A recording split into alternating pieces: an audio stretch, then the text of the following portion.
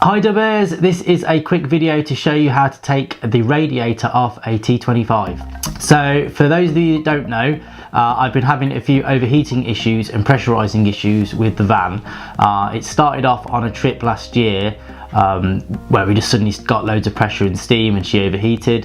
We changed thermostat, we changed thermostat housing, we changed some hoses, we changed the radiator cap. None of these seem to have fixed it.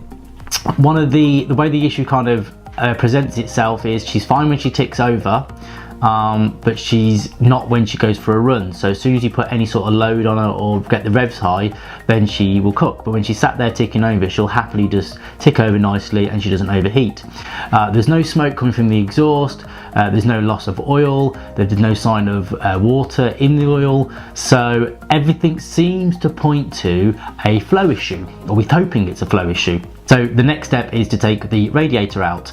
So the idea is we're going to take the radiator out and then we'll check the flow of the radiator, see if the radiator needs replacing, but I'm hoping we don't have to go to that sort of expense because the radiators are quite expensive. So I'm going to hopefully be able to flush the radiator, which will be the next video. So this is just a quick video to show you how to take the radiator out. So the first thing to do is jack the van up, or in this case put it on ramps. Then you need to remove the spare wheel dish. So the dish is actually held in by two shaped rods which make up part of the hinge and then insert into the front of the bumper. The hinge part is held on by two circlings which you'll have to remove first. A quick butcher's at what they look like. As you can see, I actually fanned about with this for a while trying to figure out which was the way to get the rods out, whether to have the dish up or down. As you can see, in the end I found it easier to have the dish up. I played about trying to use the screwdriver to leave the rods out, but in the end it was just a case of use a bit of brute force and elbow grease.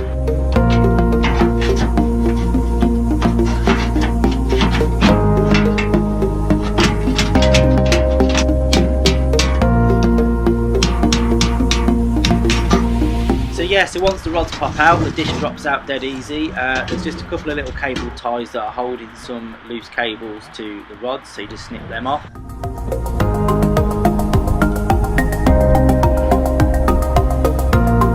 So you have to just give the rods a little bit of a twist and they'll pop out the front bumper dead easy.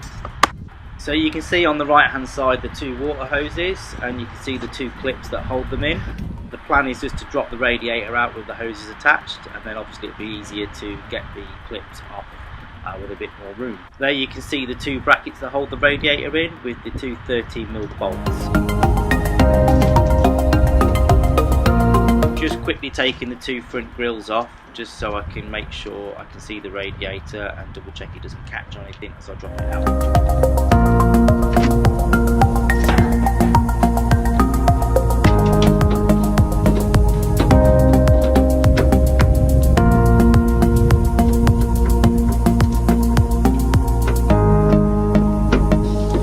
Yeah, I initially thought all the connections and all the wires that were attached to the radiator were going to be plenty long enough, so when I dropped the radiator out I could just disconnect it all once it was on the floor.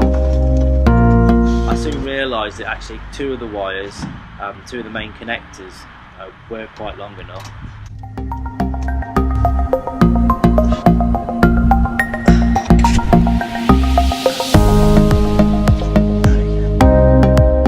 There's 3 points on the plug, as I understand it, is because the fan's actually got two settings for two different temperatures. One of those points is to detect if the fan when it's at about 70 degrees and the other one when it's at 90 degrees, and then the fan actually adjusts accordingly whether it's faster or slower for the different temperature of the water going in and out of it. So I had to get the help of the wife and her lovely legs to come and prop up the radiator whilst I disconnected the top one. And as simple as that, the radiator just drops out. Just got to disconnect the two hoses now, which are dead simple because there's loads more room.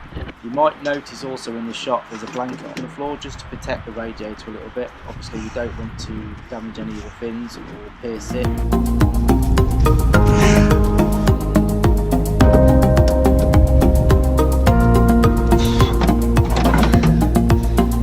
Radiator out. And the next stage is flushing it out and hopefully fixing it. So I hope that was helpful, guys. It was a pretty straightforward job in the end, obviously with a little bit of help from the wife there. The next video coming up will be the one showing how to flush the radiator out. I'll be doing that in the next couple of days.